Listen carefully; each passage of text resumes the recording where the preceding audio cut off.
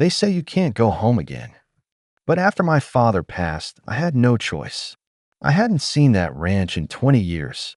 The wind still kicked dust across the porch. The same gate still squeaked on its hinge. And the fence, well, the fence had stood strong all those years. Or so I thought. My name's James Grady. Retired Army. Intelligence Division.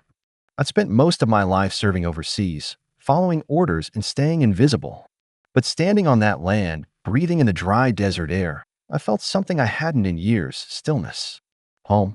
My dad built this place with his own hands. The fence, the barn, the house, all of it. And that fence? It wasn't just any line of wood and wire. It was built with federal surveyors back in the 70s. It marked the edge of the United States, the southern boundary.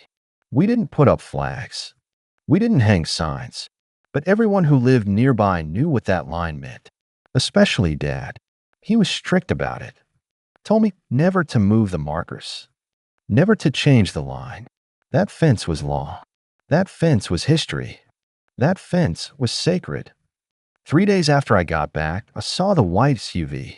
New, clean, parked too close to the fence line. A woman in designer sunglasses stepped out. Mid-50s. Tight mouth. Clipboard.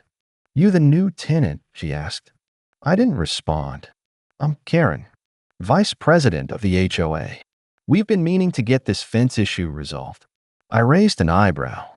"What issue?" She walked right past me, heels crunching the gravel.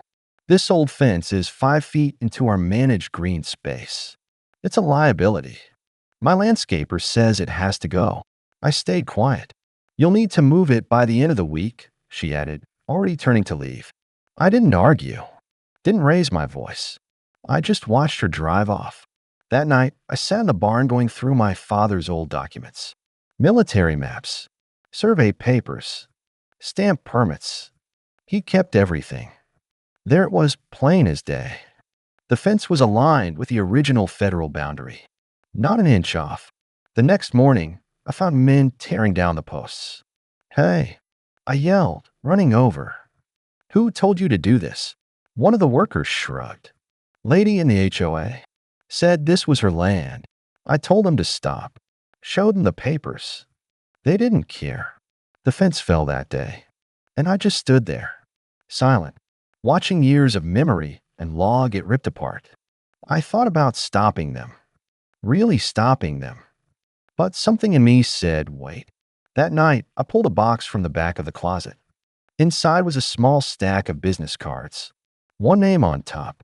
Agent Rivas. Border Protection. I hadn't talked to her in years, but I sent the message anyway.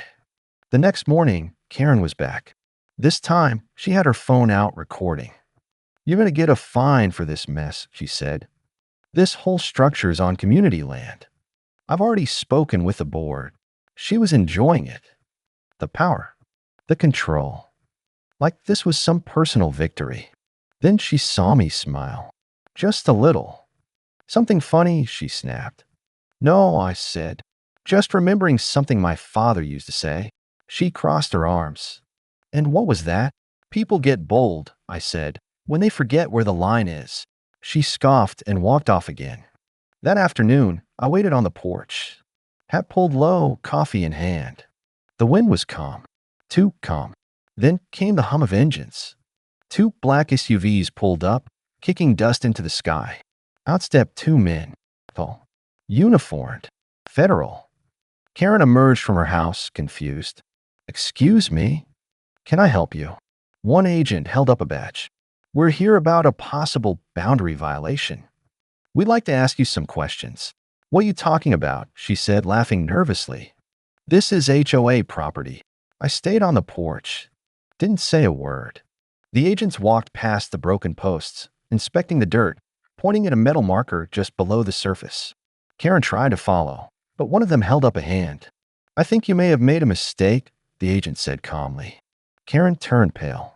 You can't be serious. He's the one who built this." "No, ma'am," the agent said. "This line was filed with the Department of Interior 36 years ago. You tore down a federally protected structure." Karen opened her mouth, then closed it. I stood up. slowly walked to the edge of the porch. My boots hit the dirt with purpose. For the first time in a long time, I wasn't following anyone's orders. I was home. Before we continue, I just want to say, if this story means something to you, take a second to like the video, subscribe to the channel, and leave a comment down below. Your support keeps stories like this alive. The agents weren't loud. They didn't shout. They just did their job. Quiet, direct, effective. Karen, for once, was silent. Later that evening, the sun dipped low. I stood where the fence used to be. The air was still. I looked out past the open field, where the land stretched for miles. My father once told me, "Son, one day this line won't just be ours. It'll be theirs too." I didn't understand then, but I do now. The morning after the agents came felt different. The air was heavier, like the land itself was holding its breath. I walked the property line with a thermos of black coffee, stepping carefully around the torn-up posts. It wasn't just wood in the ground, they were pieces of memory, now snapped and discarded. I spent the rest of that morning at my father's old desk. The drawers creaked just like they used to when I was a boy sneaking candy out of them. But this time, I wasn't looking for sweets. I was looking for proof. He'd filed everything. Border permits, land surveys, photos of the installation team from 1987, even letters from the Department of Homeland Security confirming the original boundary line. He had made sure no one could ever question the truth. And now it was my job to honor that. I made copies of everything and sealed the originals in a weatherproof folder. If this was going to court, I needed to be ready. But truthfully, it wasn't about court anymore. It was about respect. About the line my father had drawn and the promise I had to keep. Late that afternoon, a knock echoed through the empty house. I opened the door to find Mrs. Delaney, my father's old neighbor. She looked smaller than I remembered, hunched with age, hands trembling as she held a plate of cookies. "I heard what she did," she whispered. I wanted to say, "Your father would be proud you came back." I nodded and took the plate. She paused before leaving. She tried it with my late husband too. Tried to say our shed crossed some imaginary boundary line. He fought her off for a while. But after his stroke, she wore him down. That lit something inside me. "She's been doing this for years?" Mrs. Delaney nodded. "Half the block's given up." When she left, I stood alone again. This time not just with my memories, but with theirs. The neighbors. The quiet ones. The ones who didn't have the fight left in them. I wasn't going to let this happen again. The next day, Karen held an emergency HOA meeting. I wasn't invited, but I went anyway. The clubhouse was full. Folding chairs, coffee and paper cups. Her voice carried over the murmurs as she held up her tablet, showing blurry aerial photos and some hand-drawn map. "He's trying to intimidate residents," she said. "Bringing in federal agents, claiming military ties. It's a safety concern." Someone tried to interrupt her, but she kept talking. "This isn't personal. It's about preserving the values of our community." I stepped in from the back. "No, Karen," I said calmly. "It's about you taking what isn't yours." The room fell quiet. "You tore down a legal fence. A federal boundary. You didn't check with the authorities. You didn't ask questions. You assumed." Karen turned, her expression flickering between shock and anger. "You don't have the floor," she snapped. "I'm not asking for it," I said. "I'm telling the truth." I walked to the front of the room and set a folder on the table. Inside are signed permits from the Department of Interior, the original surveyor logs, and confirmation that my father's fence was approved by federal engineers. "You didn't just trespass, Karen. You violated federal code." Some people in the room started whispering. She tried to laugh. "He's bluffing. Anyone can print out documents." That's when I handed her the photograph. A black and white image of my father and two border agents shaking hands in front of the finished fence. Her fingers trembled as she held it. "Where'd you get this?" "My dad kept everything," I said. "Because he knew one day someone like you would try to erase what he built." Karen's voice was tight. "I don't need to listen to this." One of the board members stood up. "Actually, I think we all should." That night, I called Agent Rivas again. "You said you'd be patient," she said. "But now things are escalating. I want this handled the right way," I replied. "No headlines. No drama. Just the law. She was quiet for a moment. Then she said, "We'll pull the satellite records. Cross-reference the fence line. If you're right, it'll show up in less than a week." I thanked her and hung up. I didn't sleep much after that.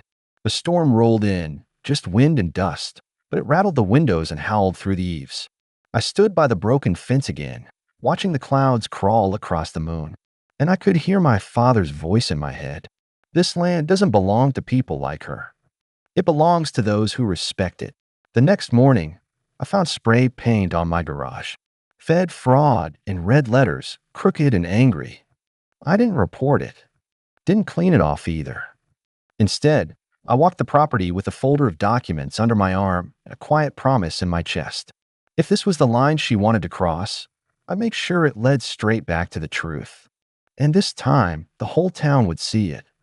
The paint stayed on the garage for 4 days. Neighbors saw it. Some looked away. Others offered quiet nods as they passed on their morning walks. No one said much, but I could feel the shift. Karen's stunt had turned public now. She wanted me embarrassed, silenced, but I wasn't going to play her game. Instead, I got to work. I started by remarking the boundary with temporary flags, red cloth tied to surveyor stakes, each one measured and positioned using the GPS coordinates from my father's records. Every flag I planted was a statement. I know where the line is, and I won't let anyone move it again. The wind tugged at the flags as I hammered them in. Each snap of cloth in the breeze felt like a heartbeat. Late that afternoon, I noticed something strange. 2 unfamiliar trucks parked across the road. Contractors, maybe. Karen stood beside them, pointing at the flagged line, gesturing with frustration. One of the men nodded, then walked off with a clipboard. I stayed still. She didn't come over. The next morning, I found the first notice. Pinned to my fence post, HOA citation. Unauthorized use of community space. Violation of structural regulations. Must remove markers within 72 hours. No signature. Just stamped with a red HOA seal. I left it hanging. 2 hours later, another knock on the door. This time it was a teenager, no older than 16, holding a camera. "Sir," he said nervously, "Karen said I could record footage for the HOA newsletter."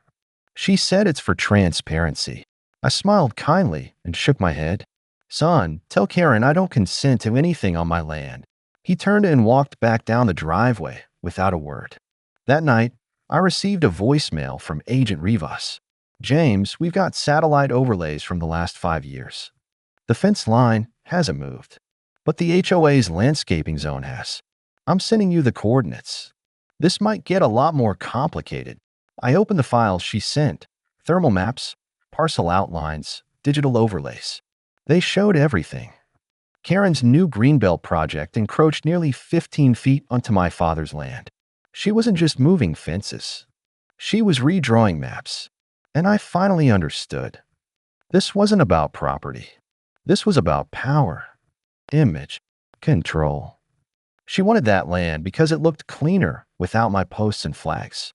Because it let her reshape the HOA's public space without asking questions. Without dealing with old men and older fences.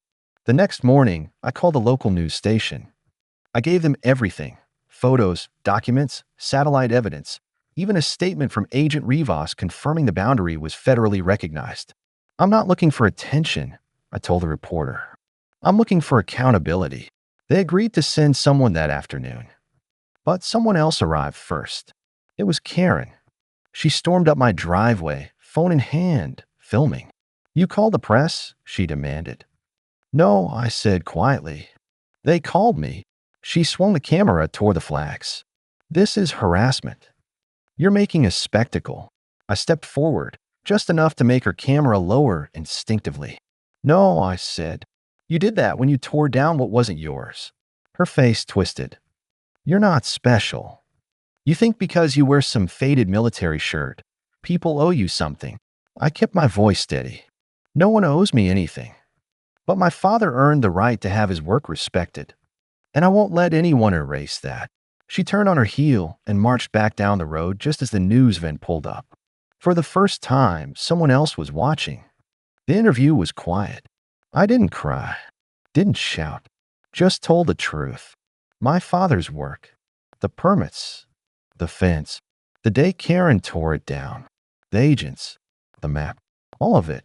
The reporter asked one final question before packing up. If you could say one thing to the HOA right now, what would it be? I looked into the lens. I didn't come back here for a fight.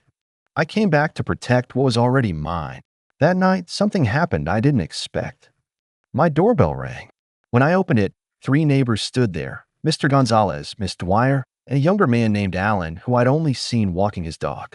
They held printouts, maps, citations, photos of their own. She did it to us too, Mr. Gonzalez said. She moved the lines, slowly, quietly. Over the years, Alan stepped forward. We never had proof, but now we do. We stood in the kitchen, spreading papers across the counter like generals in a war room. Each neighbor's story mirrored mine. Broken sheds, disappearing fences, unapproved HOA landscaping creeping onto private land. Karen wasn't just overreaching. She was erasing. That night, we formed a plan. We'd present the evidence at the next HOA meeting. As a group, as residents, as people who'd had enough. I didn't sleep much again. Not because I was afraid, but because I finally wasn't alone. And in the quiet hours before sunrise, I walked the line again, watching the flags flutter in the wind like little red flames. My father once told me, a man's worth isn't in how loud he fights, but in how long he stands. I was still standing. The HOA clubhouse had never been this full. By the time I arrived, there were people standing in the back, lining the walls, whispering in low tones. Word had spread. The news segment aired the night before, and neighbors who once avoided eye contact now nodded when I walked in. Some even smiled. Karen was already at the front table, flanked by her usual board members, tight-lipped and tense. Her stack of papers was twice as thick as mine, and she was typing rapidly on a tablet, barely acknowledging the crowd. I took a seat in the third row, folder in hand. Alan leaned in beside me. You ready? Been ready, I said quietly. The meeting opened with routine business. Petty citations, lawn length regulations, noise complaints. Karen kept her tone sharp and professional, as if nothing had changed. But it had. When she got to property boundary concerns, the room shifted. Conversations quieted. People leaned forward. Karen cleared her throat. We've recently had confusion over certain boundary markers placed without HOA approval. I want to clarify, these markers were not reviewed by our landscaping committee, nor were they coordinated with community design standards. I stood up. A murmur spread through the room. I have documents from the Department of Homeland Security, I said calmly, that show those markers follow a federally recorded boundary, one that has been in place for decades. Karen didn't flinch. Mr. Whitaker, we've already reviewed your claims. No, I said. You dismissed them. I walked to the front and placed the folder on the podium. This isn't just about me anymore. It's about everyone here who's watched their property shrink. Slowly, quietly, Mr. Gonzalez rose next. My shed used to be 2 feet from the greenbelt. Now it's gone. Miss Dwyer followed. They told me my garden was non-compliant. Turned out it wasn't even on HOA land.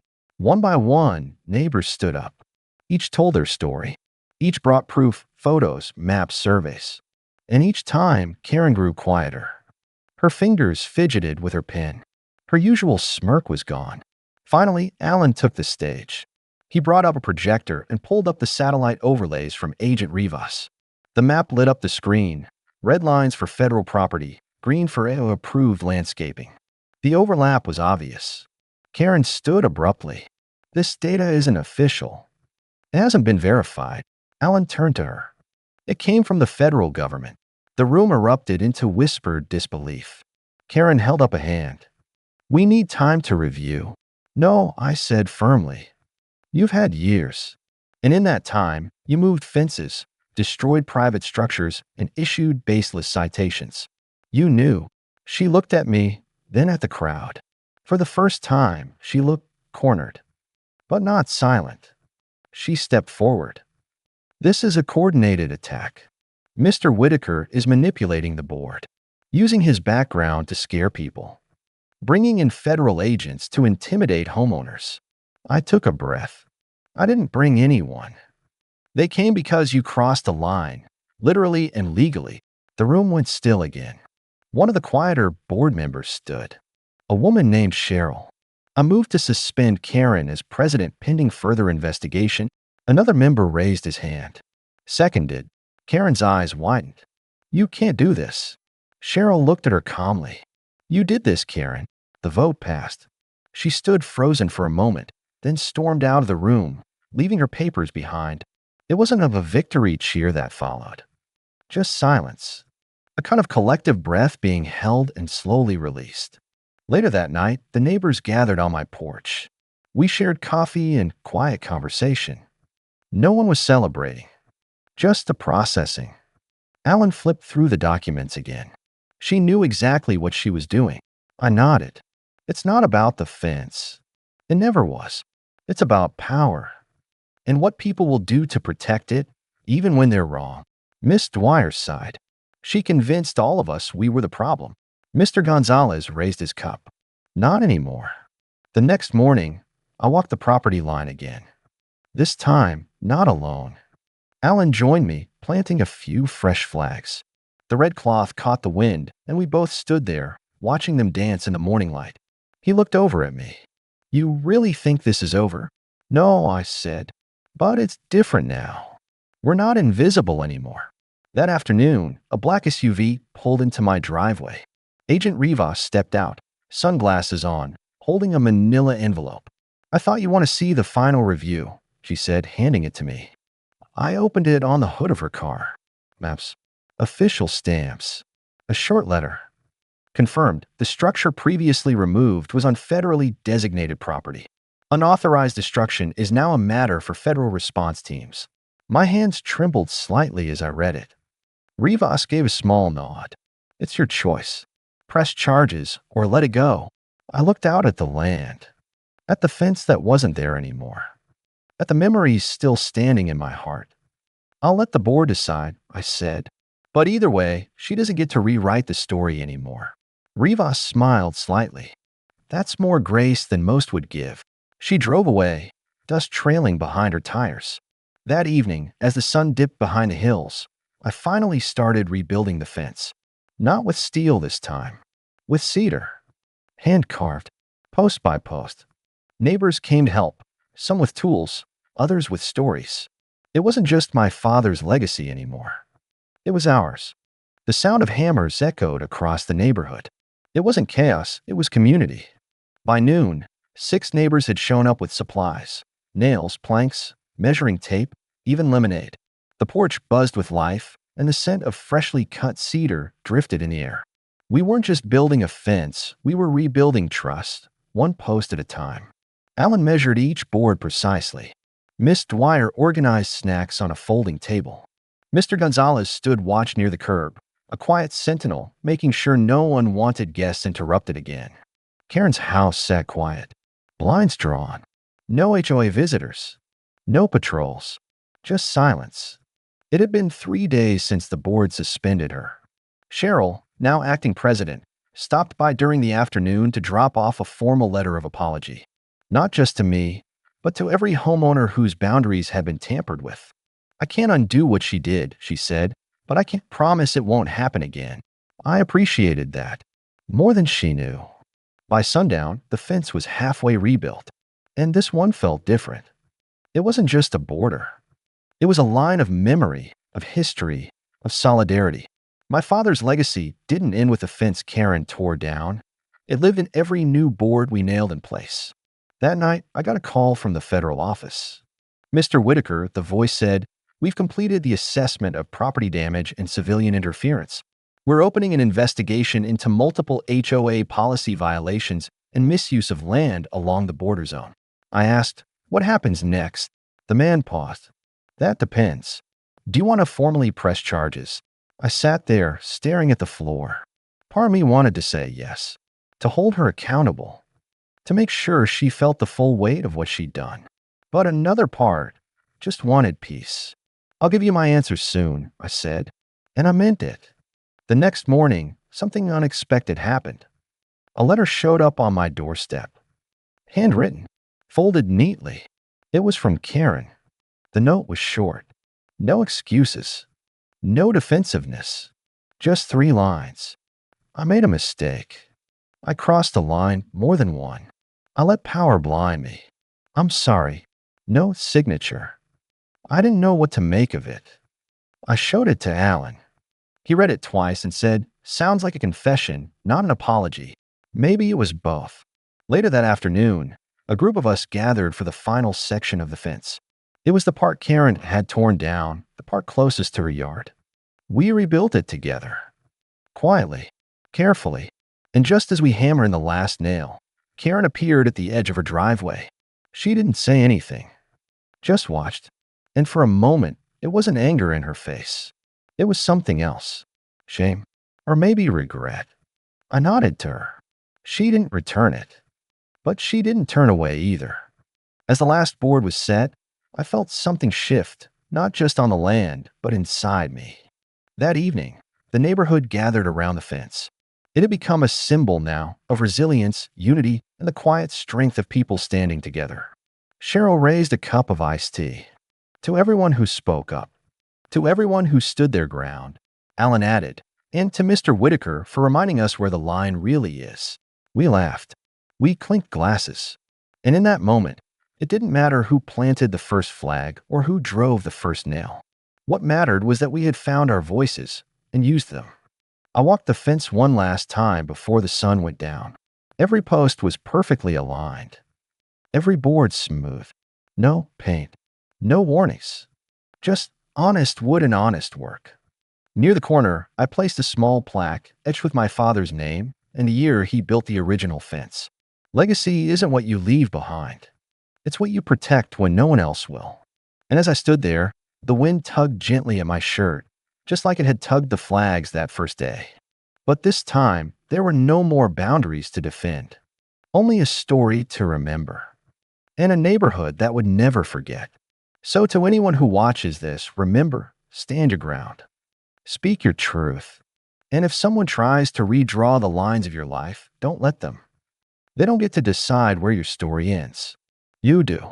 And if you found this story meaningful, I hope you'll take a second to subscribe, and leave a comment below. Your support helps us keep telling the stories that matter. Thank you for standing with us. The news of the rebuilt fence didn't stay local for long. By the end of the week, a regional paper published an article titled, "The Fence That Stood Its Ground." It detailed the entire ordeal, the destroyed property, the federal border confusion, and the community that stood together against injustice. Photos of the newly built fence appeared on the front page, with neighbors smiling beside it. Not because we were proud of the fight, but because we were proud we didn't back down. A week later, the reporter called again. "We've had interest from a few national outlets," she said. "They want to highlight your story as an example of overreach and community resilience. Would you be willing to speak?" I hesitated. My life had been quiet for years. Peaceful. I wasn't looking to become a symbol. But something in me said yes. Not because I wanted attention, but because if it could help someone else from being pushed around, it was worth it. The interview aired on a Sunday morning show. And that's when the letters started coming. Some were from people in small towns across the country who had faced similar HOA battles. Others were from veterans, grateful someone stood up to a system that often ignored their service. One envelope had no return address. Inside was a note, scribbled in shaky handwriting. "I lost my father's land to a fake boundary years ago. I wish I had fought back like you did. I kept that one in my desk drawer." But not every message was kind. Some accused me of trying to destroy the HOA. Others defended Karen, saying she was just following the rules. But deep down, I knew the truth. This wasn't about rules. It was about integrity. Then one day, I got a visit I didn't expect. A man in a black suit stood at my porch, badge on his belt, clipboard in hand. "Mr. Whitaker," he said, "I'm here on behalf of the Federal Property Oversight Division. We're doing a comprehensive review of civilian-managed communities near federal boundaries. Your case brought up some concerns." I led him to the backyard and showed him the documents, the new fence, everything we'd worked to restore. He studied the fence for a long time. "You did this by hand?" I nodded. "With help from neighbors." He ran a hand along the cedar. "It's solid. Honest work." He took notes, asked questions, then said something I didn't expect. There's a proposal on the table. Homeland is looking to establish community liaisons in areas like this. People with local roots and federal awareness who can prevent misunderstandings like this from happening again. I raised an eyebrow, and he smiled faintly. Your name came up. I stood there stunned. Me? A liaison? I'm not sure I'm qualified, I said. You don't need a badge. You've already done the job. He left me a number and told me to think about it. I sat on the porch that evening, watching the light play through the boards of the fence. Alan joined me, leaning against the rail. Heard you've been nominated for some fancy new role. Word travels fast, I muttered. He shrugged. You've earned it. But what if I'm not the right person? You stood up when no one else did, he said. That's all that matters. I thought about it for days. It wasn't a title I wanted. But if I could prevent what happened to me from happening to someone else, even one person, it might be worth it. A week later, I called a number. I'll do it, I said, but on one condition, which is, I get to speak for the people, not the system. There was a pause. Then the voice said, that's exactly what we need. The following month, I was invited to a community summit in D.C., not as a witness, but as a speaker. I stood in front of a room full of policymakers, realtors, HOA officials, and veterans, and I told them the truth. I spoke about the fence, the lies, the abuse of power. I spoke about what happens when authority forgets the people it was meant to serve. And I spoke about how one man's stand can become a neighborhood's cause. I didn't use fancy language. I didn't rehearse. I just told my story. And for once, they listened. When I returned home, things felt different. The neighbors didn't treat me like a victim anymore. They treated me like a leader. And Karen, she never showed up to another board meeting. I heard she moved out quietly, sold her home, left no forwarding address. Some said she went to a smaller town. Others said she left the country altogether. But wherever she went, I hope she found a little humility and a better understanding of where lines are meant to be drawn. I went back to the fence that night, ran my fingers along the grain. It wasn't just cedar. It was strength, memory, community, and a reminder that even when everything feels stacked against you, if you stand firm, you're never really standing alone. The land was still quiet, but this time it didn't feel like silence. It felt like peace. A few months had passed, and life had slowly returned to a calm rhythm. The fence stood tall, untouched. The grass had grown back, the soil freshly packed along the posts. Birds perched along the top rail in the morning like sentinels guarding a story only we truly understood. My mornings started the same. Coffee on a porch, boots on the steps, sunlight slicing across the property like a promise. But something about those quiet moments had changed. They felt fuller now. Like the silence had weight, meaning. One crisp morning, Alan joined me again. You ever think about tearing that fence down? He asked. I looked at him, surprised. Why would I? He smiled. Because now everyone finally knows where the line is. We both laughed, but his words lingered with me. That fence, it was no longer just wood. It was history. It was a scar, healed over and transformed into something stronger. Later that day, I visited the town council building. They'd added a new plaque near the entrance in recognition of those who uphold fairness, even when it's difficult. Below that, my name. It didn't feel like pride. It felt like responsibility. A week later, I was invited to speak at a high school civic class. I wasn't used to talking to kids, but I agreed. The classroom was packed. Teenagers slouched in chairs, half interested, half distracted. But when I told them the story, not the dramatized version, just the truth, something shifted. They leaned forward. Not because I was anyone famous, but because the story was real, tangible.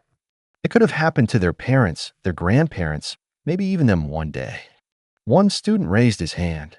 What would you do if no one had stood with you? I paused. I'd have stood alone, I said. But I'm grateful I didn't have to. After class, the teacher pulled me aside. You gave them something school can't teach, what it means to defend something quietly, without anger, but with strength. That meant more than any award. Spring rolled in with a soft breeze and bright skies. Neighbors started gardening again. Kids rode bikes near the sidewalks. And on one particular weekend, we had something new to celebrate. A neighborhood cookout, organized not by the HO, but by the people themselves. No rules, no agendas, just food, music, stories. Someone brought an old radio. Kids ran around with sidewalk chalk. Alan grilled burgers while Cheryl handed out sweet tea. And for the first time in a long while, laughter replaced worry. Midway through, Cheryl called for attention. We've got someone here who reminded us what standing up looks like, who proved that just because someone's loud doesn't mean they're right. Everyone turned toward me. I raised my glass, a little embarrassed. I didn't do it alone, I said. You all helped build that fence. And more importantly, you helped build back trust. The applause wasn't loud. It didn't need to be. It was warm, honest. Later that night, after everyone had gone home, I sat on my porch alone again. The stars overhead looked brighter than usual. And then something happened I never expected. A knock at the gate. I stood up and walked toward it. On the other side stood a woman, middle-aged, nervous, hands clasped. "Mr. Whitaker," she asked.